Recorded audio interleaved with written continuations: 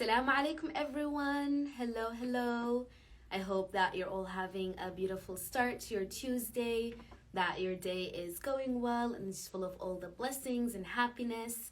We are so excited to have you with us today as we launch our series, which will be highlighting Muslim women in leadership. And we will be having different Muslim women executives that will be joining us from different CAIR chapters. And we're very excited to start off with a very special person today. So I will be bringing my co-host along as well as our...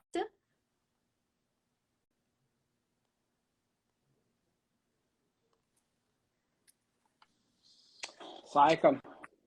Salam. Hey Ahmed, how are you? Good, good. Yourself? I'm good, alhamdulillah. Assalamu Alhamdulillah. alaikum.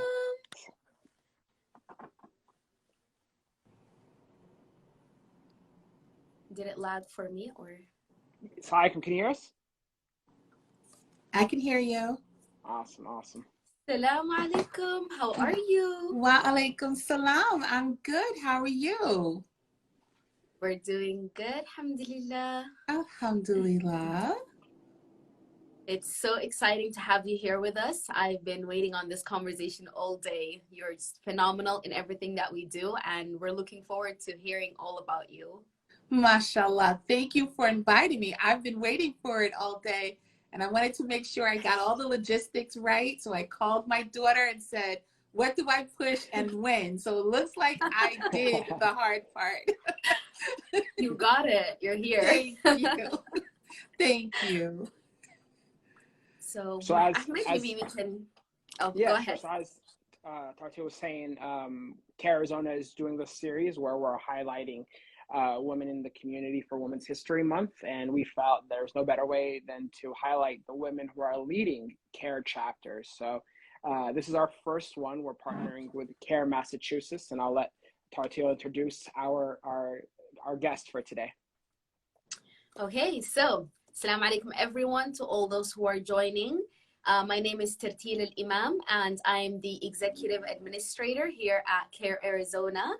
And I'm Ahmed Susi, the Civil Rights Director here at CAIR-Arizona. And we have the honor of having a very special guest with us today, Tahirah Amatul-Wadud.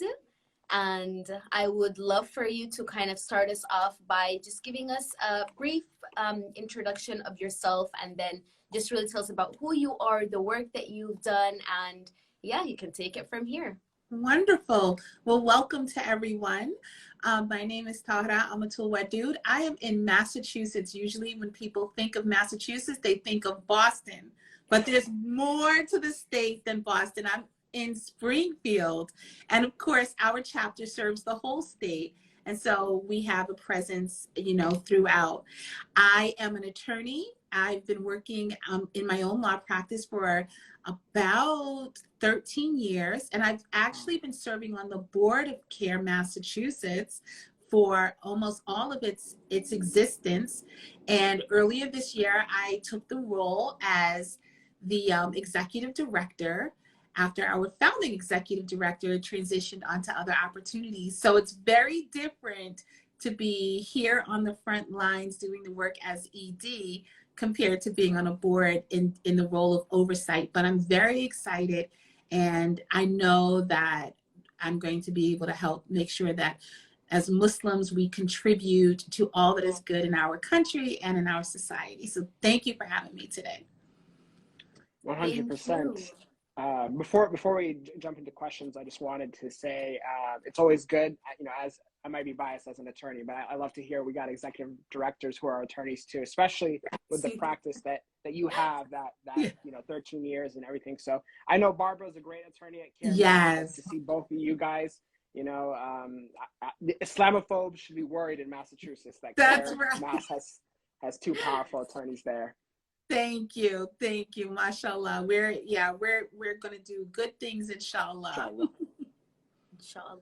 I love that. So I guess my first question to you would be, what made you decide that you wanted to become an executive director at CAIR Massachusetts? Well, it leads me back to a bit of an earlier question that analysis that I did, which was, how did I know that I wanted to serve the Muslim community? Like, it really goes back that far. And it came out of necessity. To be honest, I didn't go to school or grow up thinking I want to go into civil rights or I want to work for Muslims. You know that it happens when you see your fellow Muslims backs up against the wall or being mistreated, and you get to a point where you have something that you can offer because you just have to speak out. And that's actually where it began. And so when I joined the board, I thought, great, I'm already doing some civil rights work out of necessity for the Muslim community. And I'd like to be partnered up with an organization who's doing it. And so that's how my board work came to be. And then as we went on over the course of the 5 or 6 years, we grew. We saw the community's response to the work that we were doing. And the community, I'm saying broadly, Muslims and people who are not Muslim, our chapter was really well respected and was able to have a nice impact. And as our executive director was transitioning out, we looked for great and fabulous candidates who could take the helm. And we interviewed wonderful individuals. But ultimately, I had a conversation with my family and my close friends and said, should I go for it? And it wasn't a decision made lightly, but they said, yes, I should. And I interviewed with my board, where previously we were all together like peers. Now I'm interviewing for a job with them. And they asked tough questions. And ultimately they said, okay, if you insist. And here I am, mashallah. Alhamdulillah, alhamdulillah. Well, that's kind of a similar situation here at CAIR-Arizona. Our previous executive director went to CAIR Washington, and we were kind of, without a permanent ED. It's always great to see that, the civil rights work, it's hard work, but there is that calling of wanting to step up in that whole. So much Yes. credit to you. Thank you, mashallah. Definitely. I don't know if you could give us a sneak peek of some things that you were thinking about now as the ED you would want to do at CAIR Massachusetts. Well, first off, really nurturing the relationships that we have with the community and with stakeholders. Last year, we did something very interesting. We invested in doing a strategic plan. And I know some people, you hear strategic plans and your eyes glaze over like, oh my goodness. But in light of the fact that we knew we were going through a transition, we wanted an opportunity to let the community know that we were very interested in what they thought about the work we were doing and what we should be doing going forward. And we spent a lot of time inquiring. It was almost like a 360-degree stakeholder conversation. And from that, we learned that the organization is very well respected, but that we should do more. We should do more of what we do, and we should do additional of what we do. And so my priority right now is to make sure that the small staff that we have, that they're very supported, loved, cared for, and that we grow our staff to meet those needs, additional and more. And also, because we do serve the whole state, as you could imagine, there are sometimes gaps in where we have representation. So we're bringing on a board that reflects the wide geographic range of Massachusetts. Really excited about that. And I was having a conversation with a super volunteer this morning about the idea of doing some listening tours. So maybe in the next year, we aim to have a couple of listening sessions throughout the state. So we get in the car and we drive, and it's myself and some staff members and a couple of board members just to listen. And maybe we do it outside of a mosque, because while mosques are very important to the work that we do, not everybody necessarily feels connected to the mosque at any given point. So maybe we just make it sort of neutral. And so those are some of the early creative ideas that I'm talking to the staff about and the community about, whether they want to see me continue to invest in that sort of brainstorming. I love that. That is awesome. That's Thank awesome. you. And let me just put a plug in. You know, obviously both CAIR Massachusetts and CAIR Arizona are community based. So Yes. not only support CAIR Arizona, but also for those who are watching, support CAIR Massachusetts too. We Thank can you. only do the work that we can do without, you know, we need that community support. So Yes. if dollars or time, one of the two, pick one, support Yes. both chapters. But that Isn't sounds that awesome. true? Yes, indeed. It's so true. And especially now, I think as we are starting to feel like we're emerging from the pandemic, Mhm. where for the first 2.5 years of the pandemic, it felt like we were just not breathing, literally, like holding our breaths. It's starting to feel like we can breathe again. And perhaps that sort of renewal will inspire people to come back into the community with a renewed sense of commitment to the chapters, to the community. And I'm looking forward to sort of marshaling that a bit. And I hope that you're seeing the same thing in Arizona. Definitely. I put the link for both CAIR Mass and CAIR Arizona here. So definitely, you Thank know, you. support this because the listening tour, you're going to need snacks on the Yes. road. So, you know. Yes. Those Oreo cookies and some Izzy's. So important. Is that a regional snack? I've never heard of Izzy's. Oh, they're drinks, the little sodas. We Okay. have those, Ahmed, the colorful drinks. You Okay. gotta put I them may miss on. that one. You're I gonna know I have need to to put put him them on. on to that. Yes. No, but that sounds amazing. I love the energy that you bring. And just hearing you speak, I can see that you're someone who is very intentional about making sure that you create a positive and nurturing environment, both internally within your team, as well as something that then goes on externally to the community. So honestly, like that just sounds beautiful. Just hearing you speak, mashallah, I was like, wow, yeah, and I would love to come out and visit one day, hopefully, inshallah, and just really meet you and see the community that you're working in. It would absolutely be amazing.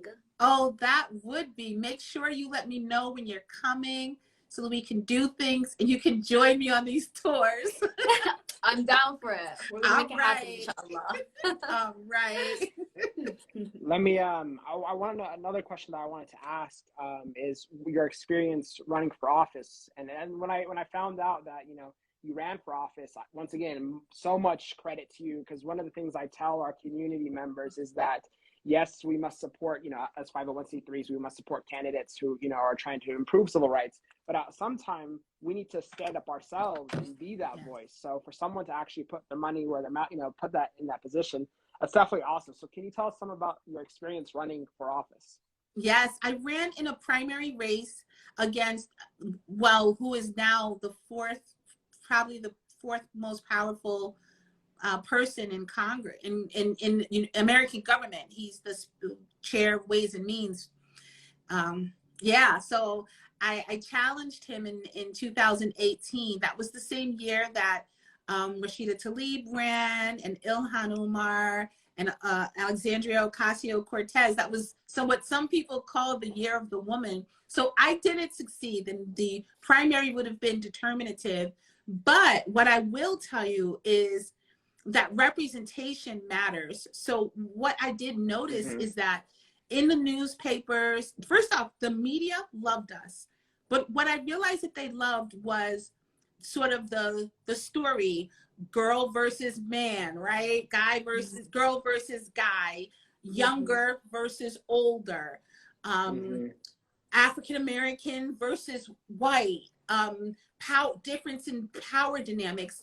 They labeled me as the community activist. I don't refer to myself as that, but the media thought this right here is going to sell some papers. So they called me a community activist after they stopped calling me the one whose name we won't say because they really wanted me to disappear. But when we got some traction, they decided to say community activist challenges longstanding congressman. Anyway, all of that to say that when little girls and boys open a newspaper or see the newspaper in the stand or see someone that looks like me on television running, it is empowering. And we can't underestimate, and I tell myself this, while I didn't have an electoral victory, there was a cultural victory in just my running, because little girls and boys and even women and grown men felt empowered by the fact that someone like me could do something like that. And also, since we're talking about women's leadership and Women's History Month, a number of the women who ran in down ballot races that year, including state reps, state senate in our district, which again, because of the way the geography is and a lot of the community is rural in certain parts of Western Massachusetts, there were a number of open seats, state rep, state senate, that women ran for because when they saw me, they said, if she can, I can. And a number of those women won their seats. And, you know, they would say to me, we'd see each other at campaign events or caucuses, and they'll say, you know, I saw you enter and I decided I've been wanting to do this, literally countless. And so there's a little bit of a more quiet legacy about being so open and visible and visual in your identity that triggered a little bit of a revolution, I would say, in Western Massachusetts politics. That's amazing to hear. Wow. Thank you. Love that. Absolutely love that. If she can, I can. I'm going to write that in my journal prompt for today because so empowering. And like you said, honestly, representation is so important, especially for Black women, for little Black girls to see that I am not going to fit into a box that society tried to put me in, and there's no limit as to what I can achieve. I absolutely love that. That's right. And you don't stop. You keep going, right? You keep going. And every year you're breaking barriers. And it's not lost on me that even subsequent to that, we now have many others, women, Muslim women throughout Massachusetts who've run for office and have won. And so just what is it? Shattering the glass ceiling, even just a little bit, has made a path. Absolutely love that, mashallah. So my next question to you would be, what is your experience like living as a Black, visibly Muslim woman in Massachusetts? So I come from New York, actually.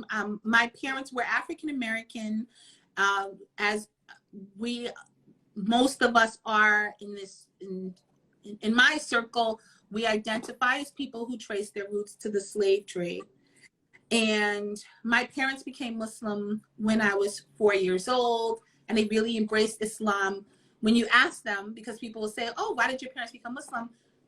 Every day is a different answer, but the most consistent answer is that they believed Islam had the most understandable description or identification for Hazrat Isa bin Maryam. It made the most sense. So they left their Christian religions and embraced Islam, inspired by Hazrat Isa alayhi salam, ironically. And so we left New York City and came here when I was 9, and we've been here ever since. And to be really honest, I don't necessarily know what it feels like to be anything other than how I am and what I present as. What I will share with you, though, is I think that my parents, and like a lot of parents probably in my generation, maybe sheltered us a lot from racial harm and pain. Like, my parents are Black people from the 60s, and so they raised a child who, when she was 23 years old, had the nerve to tell somebody she didn't think there was a such thing as racism. That, yes, I said that. Because someone asked me, have you experienced racism? And I was like, no, that's like old. And the reality is I would go on to experience so much racism, but it's in how we name it, how we live it, how we experience it, and then how we identify it. And so, yes, of course, we know that there are so many challenges to this identity, to this body, that come from systemic energies, but that my parents probably didn't know how to talk about climate racism, xenophobia, because again, not only did they come out of the 60s and 70s, but the language used probably to again talk about things in the sophisticated way that we're able to talk about them now. And I, at my grown age, at 48 years old, now feel like so many things make sense in terms of where I might have experienced difficulties in employment or experiences with people. And I am, again, having been sheltered and protected from some of the hurt and pain, very much empowered and strengthened to continue to condemn and stand up against what I now can identify as racism, xenophobia, Islamophobia, and misogyny. Words I was not familiar with when I was 23 years old. 100%. 100%. Well, those are our hard-hitting questions. We wanted to spend a little time asking some more lighthearted questions. I'm gonna, Tatiana gave me this great list, but I have to ask, now that I know that you're from New York, I was gonna ask you, are you a Celtics fan, but are you more of a Knicks person, or where are you going? So yes, we used to go to the Knicks games when I was little, and also the Mets. My mom was big into the Mets. And I remember going on like hat day and we would get the hats. But once you move here, I think that if your children are born here, like all of mine are, you got to let them rock the Celtics pride and the Patriots and all that other good stuff. But my parents and I, and my husband and I, also, like, all from New York in that way, we still remain loyal to New York.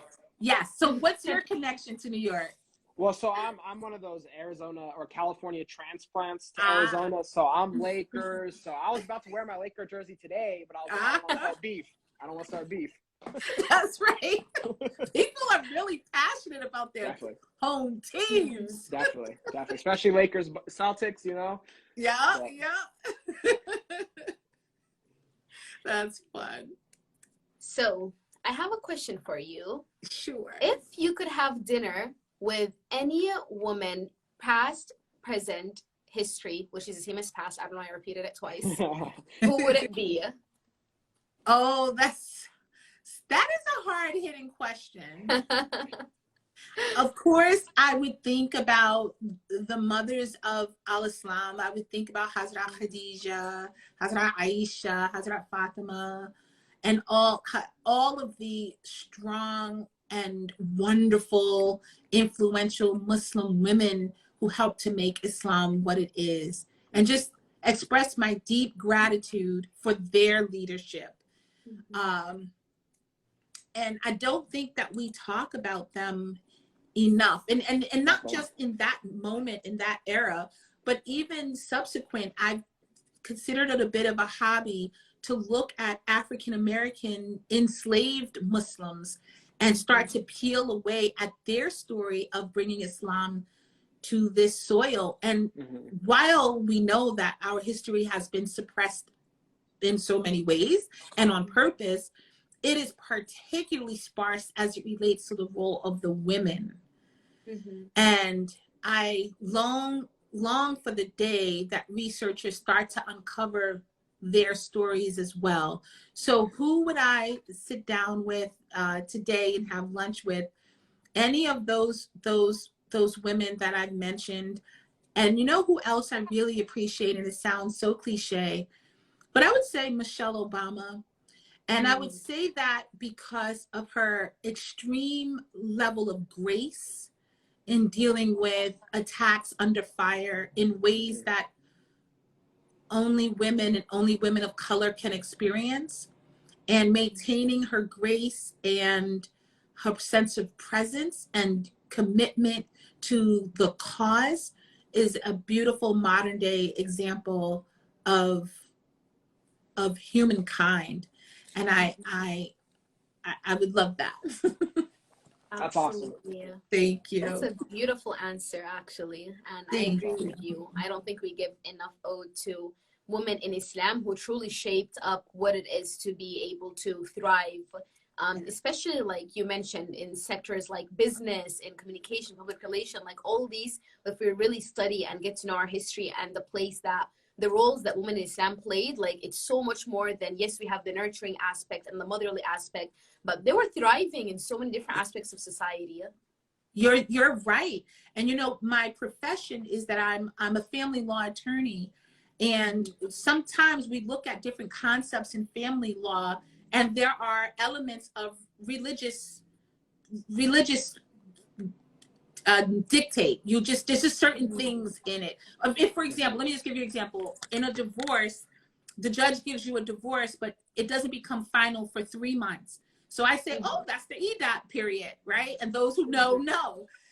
Yes. But there's another thing that I talk about. I don't do trust and estates and wills and inheritance and things like that. But the oldest manifestation of women's rights to inherit is in Islam.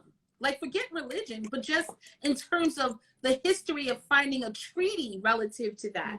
And so when I say to women, American women secularly did not get the right to inherit really in their own name till well into the 50s or 60s. But in Islam, like you said, it was established and women were able to thrive and own in their own names. And we don't talk about that enough in terms of women's histories, where and who gave us what rights and when. And so every opportunity we have to sort of talk about that, to give it to some perspective, we really should. Wow. That's incredible. Like, you had me thinking about how we need to have a segment now on civil rights and women in Islam, because honestly. It's true. And all of the laws, I don't know if you've seen it as a lawyer, but all of the lawyers have the so-called Judeo-Christian value in it, but it's really Judeo-Muslim and Christian values. But don't get me, I'll be like wonking out in some nerdy way, but yeah, you really see it in family law, because that's where it's most intimate. And that, of course, I'm going into too much detail, but anyway, it's the intimate relationships where Allah subhanahu wa ta'ala's law is so important. And then, of course, in family law, it's intimate relationships, and there's so much overlap. Anyway, that was very nerdy. But... No, that was honestly amazing. Like, I live for these kinds of conversation, because like growing up, we never had spaces where we're able to actually understand Islam from that lens. And it's so important this day and age to be educated in that manner. So you honestly, I don't think you understand. You're giving me life right now, and I'm just very grateful for you. Alhamdulillah. We're definitely going to have to do another sequel for that conversation, another Arizona CAIR-MA, collab. Yes. We want to respect your time. I know we said we'll only do about 30 minutes, but do you have like 2 more questions? Is that okay with you? Or sure, let's go. Okay, awesome.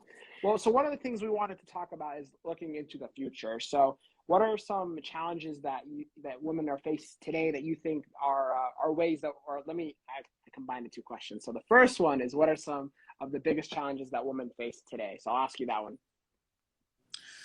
It's okay. So listen, it's not equality as much as it's equity. For me, it's equity that women need. Equality looks super fair. It looks like you get 50 cents, you get 50 cents, and we're here. Equity says you have been deficient for so long that 50 cents isn't going to do anything for you. In order to get you where you need to be, you may need to be at 80 cents for the next 100 years, right?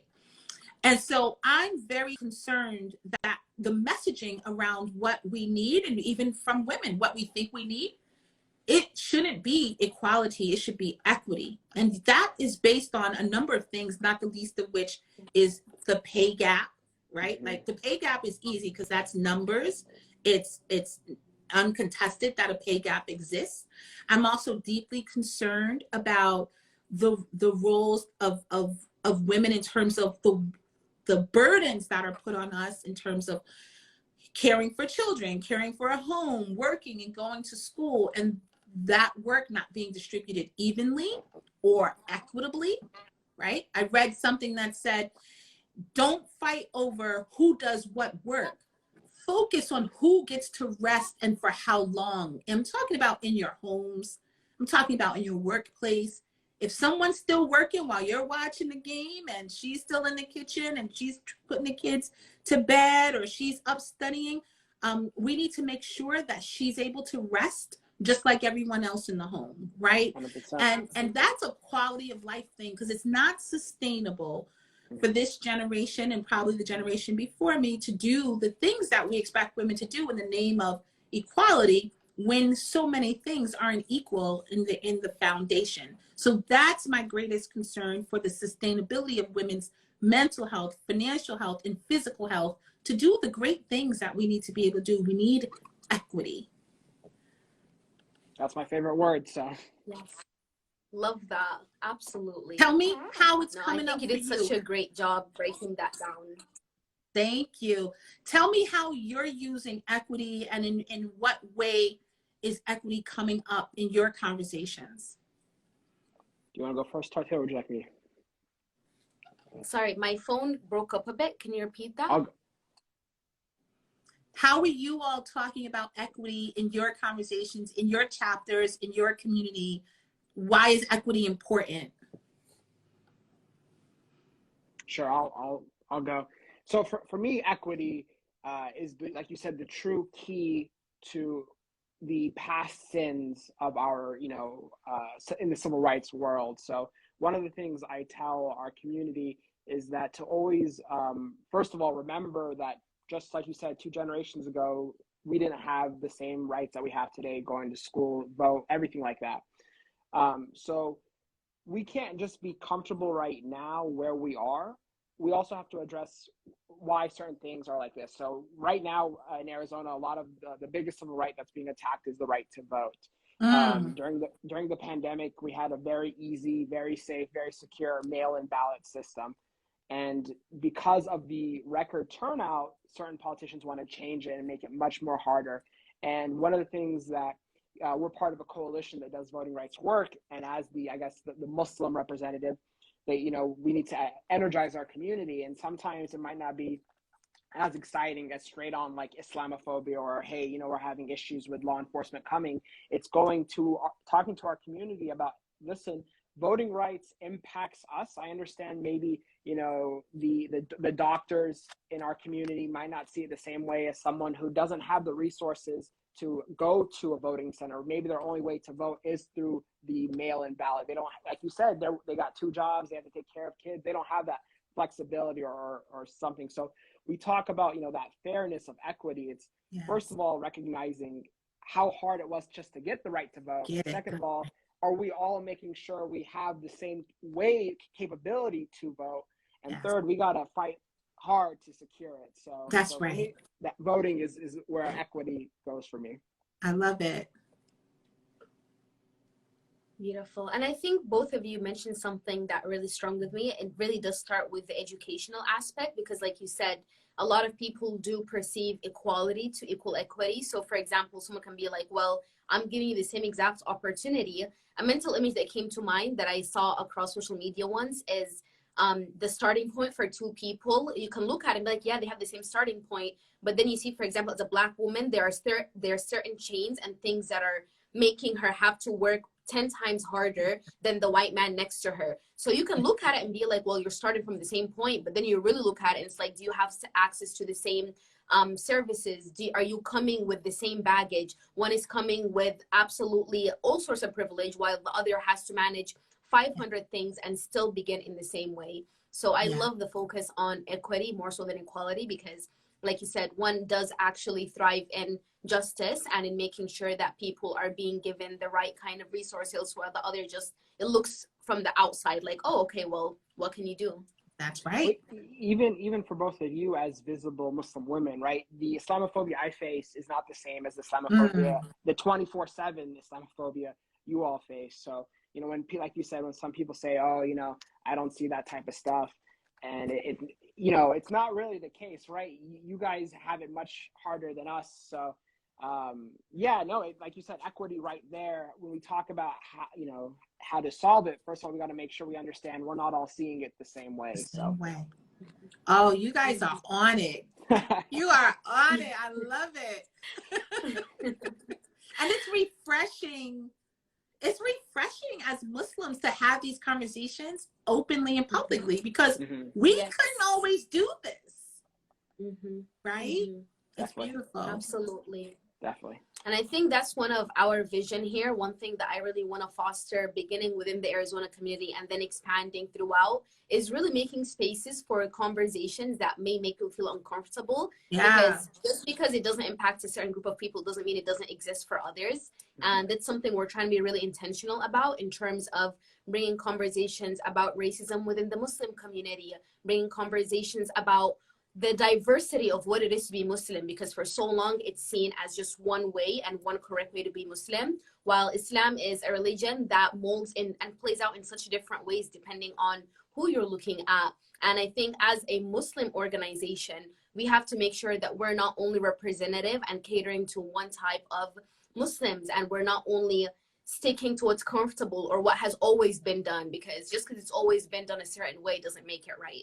That's right. That's right. And this is a new era, and we're kind of swimming against a former culture, and we're creating a new culture that I feel is more inclusive, more open, more authentic, more courageous, and good. Mashallah. Just it's fabulous.